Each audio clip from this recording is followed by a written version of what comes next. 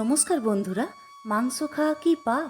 শ্রীকৃষ্ণ কি বলেন চলুন তা আজ আমরা জেনে নিই। একবার শ্রীকৃষ্ণ একটা গাছের নিচে বসে বাঁশি বাজাচ্ছিলেন। ঠিক তখনই একটা হরিণ দৌড়াতে দৌড়াতে এসে তার পেছনে লুকিয়ে পড়ে। হরিণটি ভয়ে কাঁপছিল। শ্রীকৃষ্ণ তখন তার মাথায় হাত বুলাতে বুলাতে জিজ্ঞাসা করে, তোমার কি হয়েছে? তুমি লুকাচ্ছ কেন? আর এভাবে ভয়ই বা কেন কাঁপছ? তখন একটা শিকারী সেখানে উপস্থিত হয় এবং সে শ্রীকৃষ্ণকে বলে, এটি আমার শিকার, এর ওপর শুধু আমার অধিকার আছে, তাই একে আমার হাতে তুলে দিন। তখন শ্রীকৃষ্ণ বলেন, তুমি কি জানো না জীব হত্যা করা পাপ? আর তুমি একে হত্যা করে কি পাপী হতে চাও? তুমি কি জানো মাংস খাওয়া পাপ নাকি পুণ্য? এ কথা শুনে শিকারী বলল, আমি আপনার মতো জ্ঞানী নয়, আমি জানি না মাংস খেলে পাপ হয় নাকি পুণ্য। আমি শুধু এইটুকুই জানি যে শিকার করাই আমার কাজ, আর আমি যদি শিকার না করি তাহলে আমি না খেয়ে মরে যাব। আর তাছাড়া এই প্রাণীকে আমি হত্যা করে একে তার জীবনচক্র থেকেই তো মুক্ত করছি। যতদূর আমি শুনেছি শাস্ত্রেও মাংসাহারে কোনো নিষেধাজ্ঞা নেই, এমনকি রাজমহারাজারাও শিকার করে থাকে। তাহলে এই পশু শিকার করা বা মাংস খাওয়া শুধুমাত্র কি আমাদের মতো গরিব মানুষের ক্ষেত্রেই পাপ? হে শ্রীকৃষ্ণ, আপনি বলুন মাংস খাওয়া পাপ নাকি পুণ্য? শ্রীকৃষ্ণ বুঝতে পারলেন নিয়মিত মাংস খাওয়ার ফলে তার বুদ্ধি ভ্রষ্ট হয়েছে। তখন তিনি ওই শিকারীকে বললেন, এসো আমি তোমাকে একটা গল্প শোনাই, আর সেটা শোনার পরে তুমি বিচার করো মাংস খাওয়া পাপ নাকি পুণ্য। তখন শিকারী ভাবল, ভালোই হবে, একটা গল্প শুনলে আমার সময়ও কাটবে এবং গল্পটা শোনার পরে এই হরিণের মাংস আমি খেতে পারবো। শ্রীকৃষ্ণ তখন গল্প বলতে শুরু করলেন। একবার মগধে আকাল দেখা দিল, যার ফলে শস্য উৎপাদন বন্ধ হয়ে গেল। তখন রাজা খুবই চিন্তায় পড়ে গেলেন এবং ভাবলেন, শীঘ্রই এর কোনো সুরাহা না করা গেলে যে সমস্ত খাদ্যশস্য সঞ্চিত আছে তাও একসময় শেষ হয়ে যাবে। তখন আরও বড় সমস্যা দেখা দেবে। এই সমস্যা সমাধানের জন্য রাজা তার রাজসভায় সমস্ত মন্ত্রী, সামন্ত এবং পরামর্শদাতাদের ডেকে পাঠালেন। তিনি তাদেরকে জিজ্ঞাসা করলেন, সব থেকে সস্তা খাদ্যদ্রব্য কি? সকলে তখন ভাবল, চাল, ডাল, আলু এই সমস্ত উৎপাদনের জন্য অনেক পরিশ্রমের দরকার হয় এবং অনেক সময়ও লাগে। তখন রাজসভায় উপস্থিত একজন সামন্ত, যার শিকার করা শখ ছিল, সে উঠে দাঁড়িয়ে বলল, রাজামশাই, সব থেকে সস্তা খাদ্যদ্রব্য হলো মাংস, কারণ এর জন্য কোনো অর্থ ব্যয় করতে হয় না এবং তা খুব পুষ্টিকর খাবারও।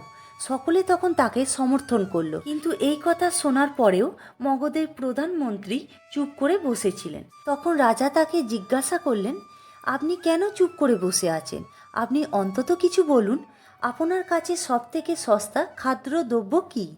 প্রধানমন্ত্রী বললেন, আমার মনে হয় না সব থেকে সস্তা খাদ্যদ্রব্য মাংস, তবু এই বিষয়ে আমি আমার মতামত কালকে জানাবো। এরপর সেই রাতে ওই প্রধানমন্ত্রী যে সামন্ত মাংস সব থেকে সস্তা খাদ্যদ্রব্য বলেছিল তার বাড়িতে গেল। তাকে দেখে ওই সামন্ত ভয় পেয়ে গেল এবং আসন্ন কোনো বিপদের আশঙ্কা করতে লাগলো। তখন প্রধানমন্ত্রী তাকে বললেন, আজ সন্ধ্যাবেলা মহারাজা খুব অসুস্থ হয়ে পড়েছে। রাজবৈদ্য বলেছে যে কোনো শক্তিশালী ব্যক্তির মাংস পাওয়া গেলে তবেই রাজা সুস্থ হতে পারবেন।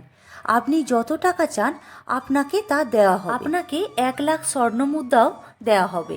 আপনি চাইলে একটা পুরো জমিদারি আপনার নামে লিখে দেওয়া হবে। তার বিনিময়ে আপনি শুধু আপনার বুকের থেকে 20 গ্রাম মাংস আমাকে কেটে নিয়ে যেতে দিন। এই কথা শুনে ওই সামন্ত ভয়ে কাঁপতে থাকলো।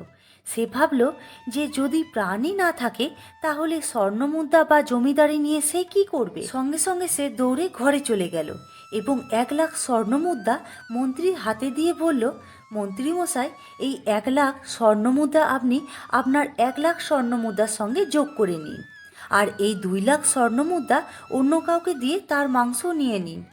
আপনি আমাকে এখন যেতে দিন।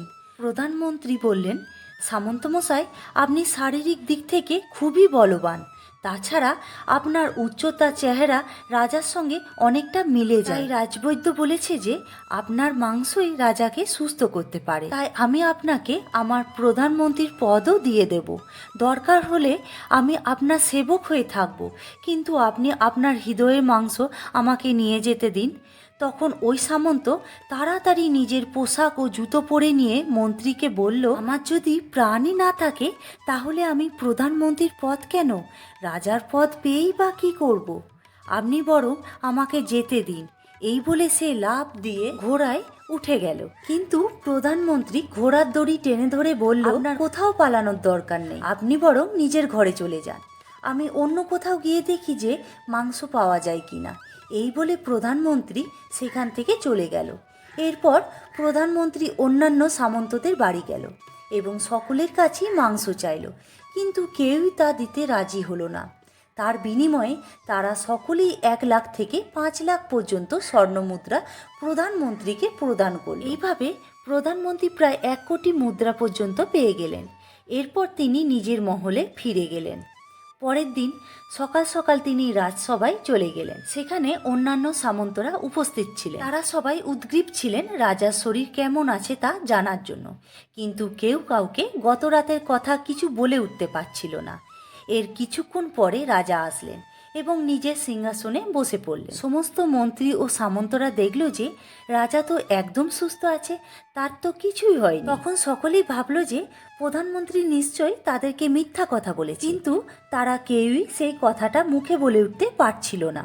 ঠিক সেই সময় প্রধানমন্ত্রী রাজার সামনে 1 কোটি স্বর্ণমুদ্রা রেখে দিল। তখন রাজা বলল, এই স্বর্ণমুদ্রা কিসের জন্য এবং এত স্বর্ণমুদ্রা আপনি কোথা থেকে পেলেন? এর উত্তরে প্রধানমন্ত্রী বললেন, 20 গ্রাম মাংসের জন্য আমি চারিদিকে ঘুরে বেড়ালাম, কিন্তু সেই গ্রাম মাংস আমি কোথাও পেলাম না। সেই মাংসের বদলে সমস্ত সামন্তরা এই স্বর্ণমুদ্রা আমাকে দিয়েছে। এবার আপনি বলুন, মাংস দামি না সস্তা?